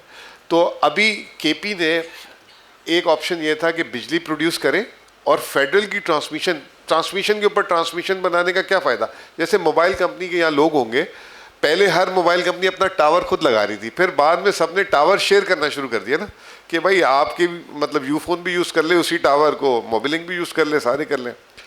इसी तरीके से जब ट्रांसमिशन लाइन एक कंट्री में इन्वेस्टमेंट हुई हुई है, तो मैं अपना अगर बिजली घर बना रहा हूँ तो आप मुझे उस ट्रांसमिशन लाइन को इस्तेमाल करने का किराया ले लें मेरे से। और आपने किराया पहले एक दफ़ा मुझसे 1.5 रुपये यूनिट लिया था, अब उसको आपने देखा 27 रुपये यूनिट मांग लिया दूसरी दफ़ा, कि ताकि ये बिजली बनाए ना या बस सिर्फ मुझे बेचे। अब हम मजबूर खुद हो गए, केपी अपनी ट्रांसमिशन लाइन बना रहा है, but it's a waste of national resources. We have to share the infrastructure, ताकि वो जो है कॉस्ट शेयरिंग बेसिस भी हो जाती, फेडरल का भी फ़ायदा हो जाता, यहाँ पे लोगों की आवाम का भी फ़ायदा हो जाती है। और इंडस्ट्रीज़, आज मैं अगर बोल दूँ सबको कि मैं 15 रुपये यूनिट बिजली देना चाह रहा हूँ, फिर दूसरा केपी के पास इस वक्त 2 इकोनॉमिक जोन है। आज पाकिस्तान का सबसे बड़ा मसला क्या है? टैक्स है ना, टैक्स है। केपी का जो रशाकई है, अगर आज आप यहाँ पे अपना कारखाना लगाते हैं तो अगले 10 साल के लिए आपकी टैक्स एग्जम्पशन है। जितनी आप मशीनरी इंपोर्ट करेंगे वो अब IMF ने बंद कर दिया, अब नया इकोनॉमिक जोन नहीं बन सकता। दूसरा हमारे पास DI खान में दाराबंद में है, वो एग्रो बेस्ड है, साउथ पंजाब के करीब है। तो ये अपॉर्चुनिटी है। अब इन इंडस्ट्रीज़ को चलाने के लिए बिजली चाहिए थी, बिजली भी केपी ने फॉर गुड रीज़न प्रोड्यूस कर ली है। अब हमारे पास ये हर्डल आ चुका है, अब हम उसको ज़ीरो से जो है ट्रांसमिशन लाइन पे इन्वेस्ट कर रहे हैं, इन्वेस्टर्स ढूंढ रहे हैं, और हमने पहला लॉट दे भी दिया हुआ है ट्रांसमिशन लाइन का। वो इंशाल्लाह ताला 1.5 साल में कंप्लीट हो जाएगा, 40 किलोमीटर का, उसके बाद 80 किलोमीटर का एक और दे रहे हैं। तो वो जो आप बात कर रहे हैं, अब हम नेपरा की तरह केपी सोच रहे हैं कि अपनी रेगुलेटरी अथॉरिटी भी बना ले। जी, any other question? Yes please. जी फ्री साहब, बाबर इप्सोस से। फ्री साहब, आपसे पूछना है कि अक्सर जिक्र होता है पाकिस्तान की इकॉनमी में तबसरा करते हुए कि स्टॉक एक्सचेंज की परफॉर्मेंस, और उसके काउंटर आर्गूमेंट ये दिया जाता है कि ये इसका आवाम से कोई ताल्लुक़ नहीं है, इसका हमारी इकॉनमी के बेहतर होने से कोई ताल्लुक़ नहीं है। इसकी हकीकत क्या है? क्या ये वाक़तन पाकिस्तान के लिए बेहतर है कि? एक तो ये पहला सवाल है। दूसरी बात, आप सब इकनॉमिक सारे एक्सपर्ट्स हैं, पिछले कई सालों से हमारा जो डॉलर रेट जो है almost hovering in the same vicinity. कुछ लोग इसको स्टेबिलिटी का इंडिकेटर बताते हैं, और कुछ लोग इसको आर्टिफिशियल ऑक्सीजन या आर्टिफिशियल मैनेज वो कहा जाता है। हकीकत क्या है, आवाम को इसके बारे में कोई ख़ास पता नहीं है। तीसरा और छोटा सवाल ये कि हमारी इस वक्त जो रेमिटेंसेस जो हैं, जो हमारे उसकी आती हैं, उनके अंदर सब्सटेंशियल इजाफा हुआ है। ये किस बात की अलामत है? ये जो इतनी बड़ी जो उसमें आ रही है, इसके अंदर क्या कंट्रोल ऑन द फॉर्म, मतलब जो इलीगल ट्रांसफ़र उसकी वजह से हैं, या लोगों का ट्रस्ट इन पाकिस्तान वो बढ़ा? क्या हकीकत क्या है, आप सब इसका तबसरा करें।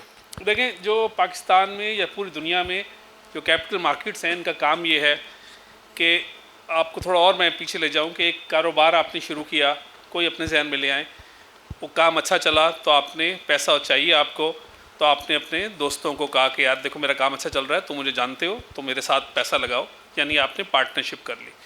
फिर और आपका काम अच्छा चला तो आपको पैसा चाहिए, तो आप किसी बैंक के पास गए, बैंक ने कहा यार लिमिटेड लायबिलिटी कॉन्सेप्ट, तुम लिमिटेड कंपनी लेके आओ, ऑडिटेड अकाउंट्स लाओ, फिर मैं तुम्हें लोन दूंगा, वरना मैं तुम्हें नहीं।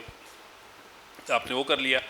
उसके बाद काम अल्लाह का करम हुआ और अच्छा चला, तो आपको कहा कि मुझे इन्वेस्टर्स चाहिए, लेकिन मुझे ऐसे इन्वेस्टर नहीं चाहिए जो पार्टनर बन के मेरे काम में एक हम लफ्ज़ इस्तेमाल करते हैं कि किल ना करें, मुझे ना गाइड करें कि क्या मैंने करना है। I know my business, passive investor हूँ मैं, उनको अच्छा रिटर्न दूंगा, मेरी नेक नामी है, मेरा ब्रांड अच्छा है, मेरी कंपनी अच्छी बन गई है, तो उसके लिए फिर स्टॉक मार्केट पूरी दुनिया में एक ज़रिया है, मीडियम है, जो कि लॉन्ग टर्म एक्सेस देता है कंपनियों को ताकि वो ग्रो करें और ग्लो करें। अब ये वाली बात है कि इसका पाकिस्तान में या पूरी दुनिया में फ़ायदा क्या है। जब एक कंपनी बनती है तो वो एक छोटा सरमाया, मेरे वालिद मरहूम कहते थे कि वो अपने आप को खा जाता है, बड़ा सरमाया आगे जाता है। अगर ये कंपनी बनती है, और पूरी दुनिया में ये मॉडल है कि पाकिस्तान सिर्फ अकेला फॉलो नहीं कर रहा, कि एक जब कंपनी बनती है वो white collar blue collar jobs देती है, सोसाइटी को कोई प्रोडक्ट या सर्विस देती है, इन्वेस्टर को रिटर्न देती है, तो ये पूरा एक इकॉनमी का व्हील चलता है।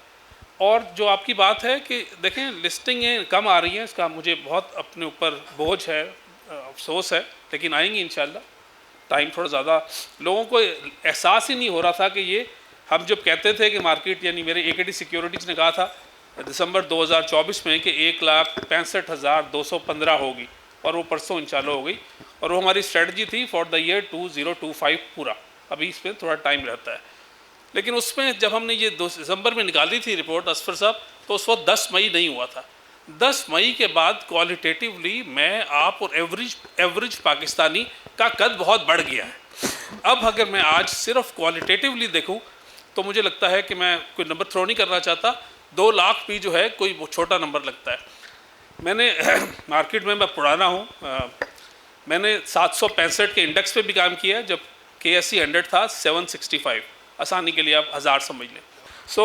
उस ज़माने की मार्केट महंगी थी, आज 1,68,000 पे मार्केट सस्ती है। ये लोगों को बात समझ में नहीं आती, कैसे हो सकता है जी कि 1,68,000 हो गया इंडेक्स और आप कह रहे हैं कि मार्केट सस्ती है। मैं इसको प्रूफ कर सकता हूँ और मैं आए दिन करता रहता हूँ। उसके बहुत सारे हैं कि वो उसमें रिटर्न, टोटल रिटर्न इंडेक्स है, ये वो बहुत बारीकी हैं। लेकिन जब मार्केट का इंडेक्स 1,000 था उस वक्त प्राइस अर्निंग मल्टीपल हमारा 8 का था, आज 1,68,000 है, तो फिर भी मार्केट का हमारा प्राइस अर्निंग मल्टीपल, यानी जो कंपनी 10 रुपये का प्रॉफिट आफ्टर टैक्स कमा रही है वो ऑन एन एवरेज हमारी मार्केट में 80 रुपये पे ट्रेड हो रही है। ये नहीं हुआ कि 1,000 के इंडेक्स से 1,68,000 हो तो 168 टाइम्स बढ़ गया हो।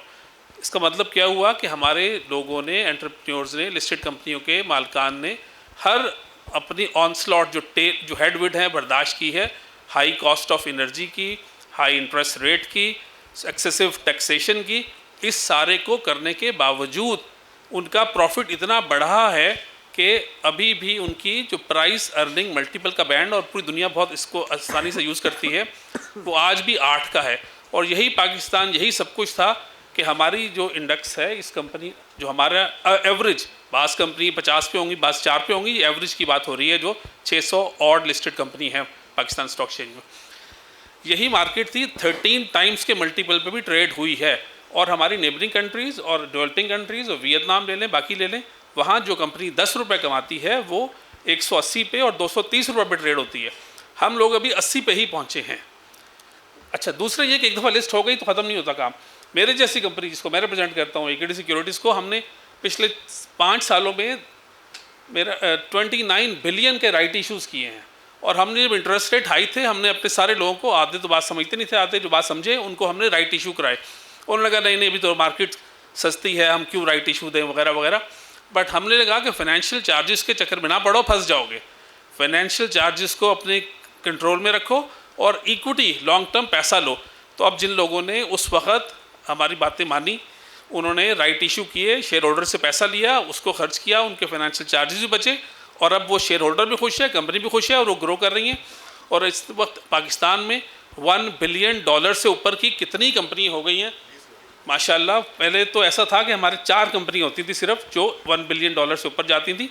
अब इंशाल्लाह, अब वो यूनिकॉर्न की बातें हो रही थी सुबह, तो अल्लाह करे कि उनके सेक्टर में भी यूनिकॉर्न्स आएँ। हमारे सेक्टर में यूनिकॉर्न्स बहुत सारे आ रहे हैं। 2017 में स्टॉक एक्सचेंज जब 50,000 इंडेक्स का हाई लगकर नीचे गई थी, तो उस वक्त मार्केट कैपिटलाइजेशन यानी कि स्टॉक मार्केट की मालियत $100 अरब थी। आज 1,68,000 के इंडेक्स में अभी $70 अरब क्रॉस नहीं की। तो मिसाल के तौर पे अगर उस वक्त पाकिस्तान में उस वक्त आपने स्टॉक एक्सचेंज में पैसे लगाए हुए थे, तो आपके $100 जो लगे हुए थे और अभी तक आपने नहीं निकाले, तो वो 100 नहीं, इस वक्त $70 है। तो इस वक्त भी आप जो है in dollar terms you are behind, number 1। Number 2, इस वक्त वो जो आपका सवाल था वो ये था कि स्टॉक एक्सचेंज बढ़ रही है या घट रही है, आम आदमी का इसमें क्या लेना क्या देना। 2022 में जब 40,000 इंडेक्स था, तो स्टॉक मार्केट में पूरे पाकिस्तान से 1.5 लाख लोग भी इन्वेस्ट नहीं कर रहे थे बराह रास्त। जब से मार्केट में तेज़ी आई है, अब मैंने जो नया फिगर लास्ट चेक किया था वो 4.5 लाख क्रॉस कर गया। तो अब 4.5 लाख लोग इस मार्केट में सरमायाकारी कर रहे हैं। ये एक अच्छी चीज़ है। ये स्टॉक एक्सचेंज जो है कंपनीज को, एंटरप्रेन्योर्स को, आइडियाज़ को एक पैसा प्रोवाइड करने का, जिसे कहते हैं नॉन डेट फ्लो प्रोवाइड करने का, वो एक ज़रिया है। साथ साथ जिनके पास सेविंग्स है, वो सिर्फ बैंक, गोल्ड और ज़मीन के अलावा वो एक प्रोडक्टिव काम पे लगा सकते हैं। लेकिन अनफॉर्चुनेटली हम जब वो लिस्टिंग होंगी तो वो चीज़ें चैनलाइज होंगी। अभी तो एक ही चीज़ की कीमत जो है ना, वो एक शेयर है, सर ने लिया 100 रुपये का, इन्होंने लिया 102 का, वही शेयर जो है घूम रहा है वो 150, वो 200 का हो गया हुआ है। जितनी लिस्टिंग आएगी उतना ज़्यादा फ़ायदा होगा। रेमिटेंसेस की बात आपसे करना चाहूँगा कि रेमिटेंसेस आज से 3 साल, 4 साल, 5 साल पहले पाकिस्तान में ओवरसीज़ जब भेज रहा था, तो वो एक अपना पाकिस्तान में एसेट क्रिएट करना चाहता था। एक अगर बंदा अमेरिका में रह रहा था या बरतानिया में रह रहा था, वो कह रहा था कि जब मैं बूढ़ा होऊंगा तो मेरा एक घर हो यहाँ पे, जब मैं रिटायर होऊंगा तो मैं यहाँ आऊँ जाऊँ। तो वो एक बहुत बड़ा फ्लो आ रहा था रेमिटेंसेस का आज से 4-5 साल पहले इस एसेट क्लास में। फिर हमने जो है IMF की बातें मानी, हमने प्रॉपर्टी टैक्स रेट्स को बढ़ा दिया, वैल्यूएशन को चेंज कर दिया, which is a good. Stock market वाले कहते हैं कि पैसे स्टॉक में आने चाहिए, रियल एस्टेट में नहीं आने चाहिए। तो उस वक्त जो रेमिटेंसेस आ रही थी, वो आ रही थी अदर देन फैमिली सपोर्ट, यानी कि किसी के घर में खर्चे के लिए उसका भाई या बच्चा भेज रहा था, उसके साथ वो एक्स्ट्रा पैसे भी भेज रहा था कि कोई आप हाउसिंग सोसाइटी में अपना प्लॉट बुक कर ले, घर बुक कर ले, अपार्टमेंट बुक कर ले। वो चीज़ रुक गई है। आज रेमिटेंसेस जो पाकिस्तान में 38 अरब डॉलर आई हैं इस साल, 7 अरब डॉलर बढ़ी है, वो प्राइमरीली पाकिस्तान का ओवरसीज़ जो नंबर है वो 10 मिलियन से 13 मिलियन पे चला गया। 28 लाख लोग पाकिस्तान से बाहर गए हैं फॉर गुड और बैड रीज़न, क्योंकि यहाँ पे इकोनॉमिक अपॉर्चुनिटीज़ स्क्वीज़ हो गई थी और जो है उसकी वजह से लोगों को बाहर जाके काम करना पड़ा। तो इस वक्त जो पाकिस्तान में पैसा आ रहा है रेमिटेंसेस में सिर्फ फैमिली सपोर्ट का आ रहा है। आई होप कि पाकिस्तान जो है उसमें अदर एसेट क्लास भी अच्छे हो जाए, तो ये ओवरसीज़ पाकिस्तानियों का पैसा रेमिटेंस के साथ इन्वेस्टमेंट्स की शक्ल में भी आना शुरू हो जाए, तो we will be better off. एक एग्जांपल दे देता हूँ, और वो जब मैं लास्ट फेडरल गवर्नमेंट में था, तो उस वक्त हम कहते थे कि बार बार हम चाइना के पास जा रहे थे, सऊदी अरब के पास जा रहे थे कि आप 2 अरब डॉलर दे दें, आप 3 अरब डॉलर दे दें। तो मैंने खान साहब को बोला कि खान साहब, उस वक्त, ये 2022 में बता रहा हूँ मैं, 2022 में 2017 से लेकर 2022 तक ओवरसीज पाकिस्तानियों ने 145 अरब डॉलर रेमिटेंस की शक्ल में भेजा था। कितना? 145 अरब डॉलर। और उसी 5 सालों में IMF, Saudi Arab, China, UAE and US, इन पांचों ने मिलाकर 20 अरब डॉलर दिया था। तो मैंने ये कहा कि हम अगर अपना परसेप्शन बेहतर कर लें तो हम ये 20 अरब डॉलर में इन मुल्कों की फिर हम ख्वाहिशात भी मानते हैं। वो कहता है कोई फ्री ट्रेड दो, कोई कहता है ये दो, कोई कुछ और स्ट्रेटेजिक चीज़ मांग लेता है। तो अगर हम अपने ओवरसीज पाकिस्तानियों को ही लेवरेज कर लें तो हम बहुत ज़्यादा, मतलब इससे ज़्यादा पैसे ले सकते हैं और इन मुल्कों की मोहताजी भी नहीं। उस पर अब आपके पहले ही पॉइंट पे आ जाता हूँ। आपने बताया कि इंडिया ने 49 बिलियन डॉलर, मुझे याद है आपने वर्ड बोला, इंडिया ने 49 बिलियन डॉलर अट्रैक्ट किया, चाइना ने, वियतनाम ने 37 बिलियन डॉलर अट्रैक्ट किया। तो सिर्फ लास्ट ईयर आपको रेमिटेंसेस में 38 बिलियन डॉलर आए थे। तो हम जो है अब ये 38 बिलियन डॉलर लाइबिलिटी भी नहीं है, ना इसकी प्रॉफिट एंड डिविडेंड रिपैट्रिएशन भी जानी है। अगेन मैं वही बात कर रहा था कि हमें अपनी स्ट्रेंथ एंड वीकनेसेस को चेक करके और किस तरीके से अपनी लिक्विडिटी को बढ़ाना है, वो चीज़ जो है हम कर सकते हैं। अब 38 बिलियन डॉलर सब फैमिली सपोर्ट के लिए भेज रहे थे। इमेजिन कि अगर सब 10 या 15% सिर्फ बढ़ा दें कि हम अपना वापस से वो हाउसिंग सोसाइटी में घर ले लें या कुछ और कर लें, तो आपको 6 से 8 अरब डॉलर आ जाते हैं। और ये जो अभी आप एग्जिस्टिंग IMF प्रोग्राम में है, ये 4 साल में 6 अरब डॉलर देगा। और आजकल आए हुए पाकिस्तान में रिव्यू कर रहे और हर एक से जा के पूछ रहे तुमने क्या किया, तुमने क्या किया, तुमने क्या किया। और आपके वज़ीर आज़म साहब और हम सारों का हैंड कफ्ट है, सैलाब आया हुआ है और वो कह रहे हैं कि नहीं आप ये नहीं कर सकते, आप ये नहीं कर सकते, और आप अपने फैसलों में भी आज़ाद नहीं है। आई थिंक कि आपके मुल्क के अंदर रेमिटेंस भी आएगी इंशाल्लाह, और इन्वेस्टमेंट भी आएगी। रेमिटेंस इसलिए आ रही है कि आपकी कंटिन्यूस आपकी पॉलिसी की कंसिस्टेंसी है।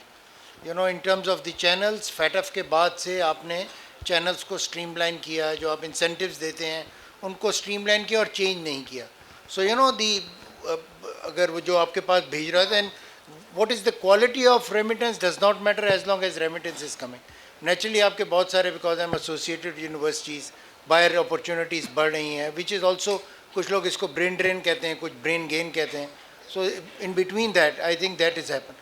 So मेरा एक simple point है, अगर आप अपनी policy के अंदर consistency ले आएँ, आपकी investment भी बढ़ेगी, आपकी इंशाल्लाह remittance भी बढ़ेगी और एक economic growth आपको नज़र आएगी. One last question, please. अस्सलाम वालेकुम जी, मेरा नाम असद मलिक है। I am the head of business development, public affairs for ACCA। Muzammil साहब, आपको मैं सुन रहा था, आपने काफ़ी अच्छी बात की regarding the lack of sharing of resources, insights, market intelligence की जब बात आती है, और आपने एक अच्छा वन लाइनर कहा कि हम आगे नहीं बल्कि पीछे की तरफ मूव कर रहे हैं। So sense of realisation. So how you see when you visualize the future, what's coming worst if we are not learning from today? So वो क्या है worst situation, especially when we see the future readiness वाला element in regards to the talent development in Pakistan. And on the other side, वो कौन सा एक top reform है जो आप समझते हैं कि जहाँ पर जो business community है उसके साथ well aligned और complement करता है, वो एक टॉप रिफॉर्म जो एक नेशनल एटीट्यूड के साथ रिफ्लेक्ट करे? मैं Sarhad university of science and information technology के लिए काम करता हूँ as an assistant professor. Sir, simple सा सवाल है कि हम IMF से लोन लेते हैं, दूसरे मुल्कों से लोन लेते हैं, सिर्फ एक आप ज़रा स्टेप्स बता दें कि कैसे ये सारा कर्ज़ा हम वापस भी कर लें और फ्यूचर में फिर इनसे हमें कर्ज़ा लेने की ज़रूरत भी ना पड़े। तो वो कौन से स्टेप्स अभी से हम लेना शुरू करें ताकि अगले 4 या 5 साल में हम बिल्कुल इससे हमें छुटकारा मिले? Thank you. Brief answer, please. मासूमाना सवाल है. पहले तो मैं बहुत ही वन लाइनर में जवाब असद को दे देता हूँ कि मेरा अपना ख्याल है कि we are over regulated as a country. जैसे हम सिक्योरिटी स्टेट है ना, इसी तरीके से हम ओवर रेगुलेटेड भी हैं. तो ज़रा सी अपनी रेगुलेशंस कम कर दें. अभी मैं पिछले हफ्ते ही वर्ल्ड बैंक की कॉन्फ्रेंस में लंदन में था, तो वहाँ पे मैंने डिफरेंट पेपर्स प्रेजेंट हो रहे थे, वर्ल्ड बैंक दुनिया की यूनिवर्सिटी. तो उस पर कंट्री थी, शायद ब्राज़ील थी या अफ्रीकन कंट्री थी. उसमें उन्होंने ये कहा कि अफ्रीकन कंट्री थी हायर टैक्स रेट और हायर ऑडिट रेशोस. उन्होंने कहा कि लेस डेवलपिंग कंट्रीज़ में टैक्स रेट भी हाई है और हायर ऑडिट रेशियोज भी है, और अमेरिका जैसे और बरतानिया जैसी कंट्रीज़ में टैक्स रेट भी कम है रिलेटिवली कॉर्पोरेट वगैरह के, और ऑडिट रेशियोज भी जो है ना सिर्फ उनका 1% है। उसने बताया कि अफ्रीका में 6% ऑडिट रेशियो है। तो अमेरिका और उनकी पॉलिसी क्या है कि वो सिर्फ जो बड़े प्लेयर्स हैं जिनके बड़े बिजनेसेस हैं उनके ऑडिट करके, ताकि सब्सटेंशियल उनके रेवेन्यूज़ में इंक्रीज़ हो। पाकिस्तान जैसे मुल्क में चलो जी इसने कंपनी खोली नहीं और साथ ही जो है विद होल्डिंग मॉनेटरी टैक्स का मॉनिटरिंग का नोटिस आ गया, तो फलां नोटिस आ गया, तो वी आर ओवर रेगुलेटेड। और दुनिया में कोई मुल्क ऐसा नहीं मैंने देखा है जिसमें बजट में ना कि कल रात को क्या टैक्स रेट हो रहा है, सुबह क्या हो रहा है, ये मतलब दुनिया 10-10 साल की टैरिफ देती है एक साथ। यहाँ पे पता ही नहीं होता मिनी बजट आ रहा है, अभी आजकल मिनी बजट की बात है। तो वी आर ओवर रेगुलेटेड। एक रिफॉर्म अगर हम कर लें कि अपनी ओवर रेगुलेशन को डी रेगुलेशन की तरफ ले जाएं, बड़ा अच्छा काम हो जाएगा। मैं बैंक के पास जाता हूँ और मैं कहता हूँ भाई मुझे 1 लाख रुपए कर्जा दे दो, वो कहते हैं भाई आप चले जाएं वापस, आपको नहीं दूंगा, क्योंकि उसको पता है मेरी आमदनी 50,000 है, वो मैं 1 लाख कभी उतार ही नहीं सकता। ठीक है। और FF स्टील वाले जाके कहते हैं 1 अरब दे दो, वो कहते हैं नहीं आप 1 नहीं 3 ले लें हमसे, क्योंकि उनको पता है कि इनका बिजनेस ग्रो कर रहा है और इनकी डेट रीपेइंग कैपेसिटी अच्छी है। तो कर्जा तो हर मुल्क लेता है, चीन भी लेता है, जापान भी दुनिया का सबसे बड़ा higher debt to GDP ratio है, बरतानिया भी लेता है, अमेरिका का तो डेट पता नहीं कहाँ से कहाँ चला गया। अमेरिका दुनिया का सबसे ज़्यादा मकरूस मुल्क है, लेकिन उसके इंटरेस्ट रेट जो है उसको हर मुल्क जाके पैसे पकड़ा देता है, आप भी ले लें। सबको पता है उसकी डेट रीपेइंग कैपेसिटी अच्छी है, तो आप भी कर्जा लें, कोई बुरी बात नहीं है, लेकिन अपनी डेट रीपेइंग कैपेसिटी बनाए। हम क्या कर रहे हैं, कर्ज ले रहे हैं, अपनी डेट रीपेइंग कैपेसिटी हमारी वहीं की वहीं है, हमारे रेवेन्यूज़ नहीं बढ़ रहे, अपनी आमदनी को बढ़ाते रहें, उसके साथ आप ग्रो करें, कोई मसला नहीं है। डेवलपिंग कंट्री बगैर कर्जे के आगे जा ही नहीं सकती, लेकिन हमें वो राइट कर्जा लेना है ना। मैं अभी पहली दफ़ा इधर बैठ के एहसास किया मैं हमेशा इसहाक डार साहब के मुंह से सुनता था कि ये 2% में कंसेशनल लोन मिल रहा है वर्ल्ड बैंक से, IMF से, उससे इससे बड़ा ट्रैप ही नहीं है कोई। वो आप जो कर्जा ले रहे थे उसको आपने प्रोडक्टिव चैनल में लगाया नहीं, आपने इधर उधर उसको बांट दिया। उसके बाद जो है क्योंकि आपने उधर उधर बांट दिया, वो उस कर्जे से आप आमदनी बना नहीं सक रहे, तो अब आप क्या कर रहे हैं, अपने टैक्स से जो है वो या अपने डेवलपमेंट बजट से सूद की अदायगी कर रहे हैं। तो आपको कर्जा फ्री होने की ज़रूरत नहीं है, उससे कोई बड़ी वो कामयाबी नहीं है। हमें क्या करना है कि कर्जे के साथ अपनी डेट रीपेइंग कैपेसिटी को इम्प्रूव करना है, और ये करेंगे आप खुद ग्रो करेंगे। Thank you. 1 minute each closing remarks, but strictly 1 minute. It's starting from Hassan Daud. Thank you very much. I think I'll take on from where IMF वाली बात, and I think अगर आप कर्जे लेके सड़कें बना दें जो रूरल अर्बन सिनर्जी डेवलप कर सके, अगर दराबंद को पेशावर के साथ और पेशावर को इस्लामाबाद के साथ कर दे, तो उस कर्जे को वापस करने के कोई मसला नहीं होगा। दूसरा, अगर आप उस कर्जे के ज़रिए इस मुल्क के अंदर ऐसा इंफ्रास्ट्रक्चर बना दें जिस तरह चाइना ने बनाया, वियतनाम ने बनाया, जो कि इंडस्ट्रियलाइजेशन को प्रमोट करता है, तो फिर उस कर्जे लेने के लिए भी कोई नुकसान नहीं।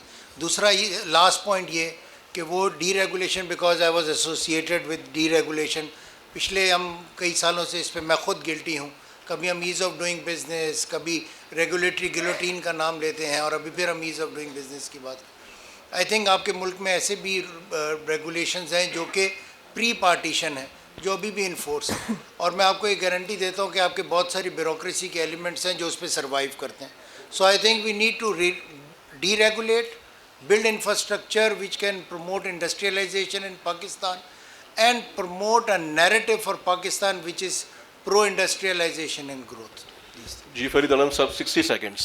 जी, पाकिस्तान को जब हम बात करते हैं तो दुनिया कहती है, हमें भी लगने लग गया यही बात, कि अनटैप्ड पोटेंशियल है। Pakistan is normally described as a country with untapped potential. ये जो अनटैप्ड पोटेंशियल है ना, ये जॉब्स क्रिएट नहीं करेगा, ये इंडस्ट्रीज इससे नहीं लगेंगी, ग्रोथ नहीं आएगी। तो करना ये है कि हम जो पाकिस्तान में जो पाकिस्तानीज़ हैं, और मैं यहाँ एग्जांपल दूंगा कि मुज़म्मिल ने बताया कि $300 मिलियन तो 1.5 साल में निकला है, उससे पहले बहुत सारा पैसा पूरी दुनिया से, डेवलप्ड वर्ल्ड ने निकाला, और डेवलपिंग कंट्री से और पाकिस्तान से भी बहुत सारा पैसा। कौन सा वाला? जो फॉरेन पोर्टफोलियो इन्वेस्टमेंट था। तो फॉरेन पोर्टफोलियो इन्वेस्टमेंट वापस जाती गई, गोरे बेचते गए और मार्केट ऊपर चलती गई, क्योंकि लोकल्स को एतबार आना शुरू हो गया था। तो मैं इस पर लंबी हो रही थी बात, तो मेरा टाइम नहीं था वो बताने का कि जो फॉरेन डायरेक्ट इन्वेस्टमेंट है, it is not always good, it is good but is not. तो मेरा सिर्फ वन लाइनर ये होगा कि पाकिस्तानियों को और अपने आप को भी, कि पाकिस्तानीज़ को believe in your country and believe in your self as a Pakistani. जी मुजम्मिल, ओवर टू यू। देखिए, मैं तो अपने I speak from my last 20 month experience as a finance adviser to KP, और मेरा एक फर्म बिलीव हो गया है कि जो केपी जैसी सूबा जिसको कहते थे मकरूज़ है, वेरी बैडली मैनेज है, वो फाइनेंशियली टर्न अराउंड हो गया है।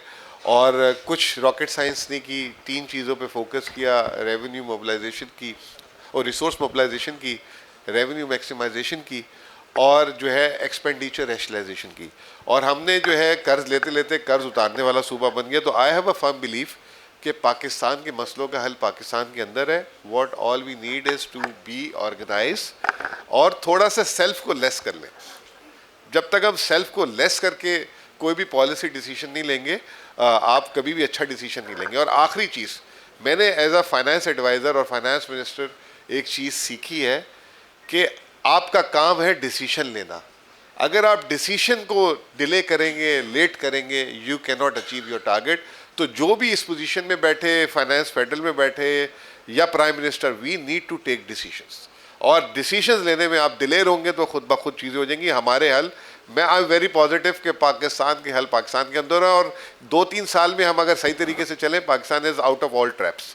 Thank you very much. Thank you, thank you.